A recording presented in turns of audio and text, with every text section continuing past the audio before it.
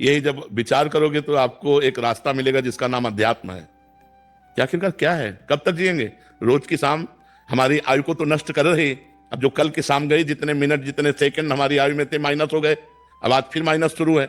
आखिरकार हम मृत्यु के नजदीक पहुंच रहे हैं। तो खा करके कमा करके हम अब केवल अपनी केवल आयु ही तो नष्ट कर रहे हैं। लाभ क्या ले रहे हैं? वो लाभ है भगवान का भजन, वो लाभ है भगवान का चिंतन। यदि हम आज एक एक श्वास राम राम बोले, राधा राधा बोले, कृष्ण कृष्ण बोले, हरि हरि बोले, तो आज की कमाई पक्की हो गई।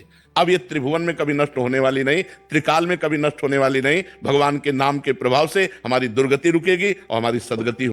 शरीर से बहुत पाप किया हूँ। हम मानते हैं कि दुनिया का सबसे बड़ा पापी मैं ही हूँ महाराज जी। अब मेरा उद्धार कैसे होगा महाराज जी? हाँ, नाम संकीर्तनम यस्य सर्व पाप प्रणाशनम प्रणामो दुख शमनम तम नमामि हरिम परम।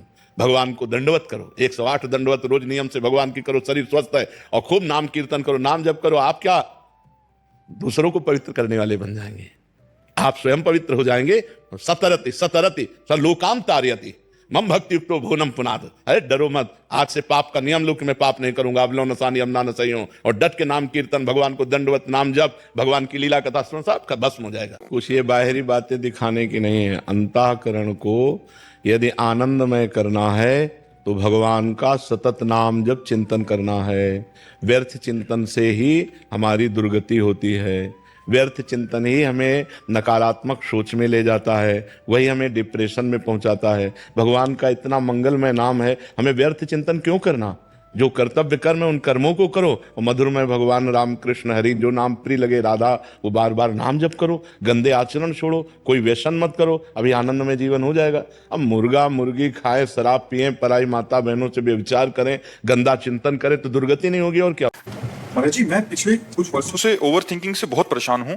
काफी जगह दिखाया तो कुछ ये बाहरी बातें दिखाने की नहीं है। अंतःकरण को यदि आनंदमय करना है तो भगवान का सतत नाम जब चिंतन करना है। व्यर्थ चिंतन से ही हमारी दुर्गति होती है। व्यर्थ चिंतन ही हमें नकारात्मक सोच में ले जाता है, वही हमें डिप्रेशन में पहुंचाता है। भगवान का इतना मंगलमय नाम है, हमें व्यर्थ चिंतन क्यों करना? जो कर्तव्य कर्म है उन कर्मों को करो, और मधुरमय भगवान राम कृष्ण हरि जो नाम प्रिय लगे राधा, वो बार बार नाम जप करो। गंदे आचरण छोड़ो, कोई व्यसन मत करो, अभी आनंद में जीवन हो जाएगा। अब मुर्गा मुर्गी खाए, शराब पिए, पराई माता बहनों से व्यभिचार करें, गंदा चिंतन करें तो दुर्गति नहीं होगी और क्या होगा। डॉक्टर इसे ठीक कर पाएंगे क्या? भगवान पर विश्वास कर सकते हो?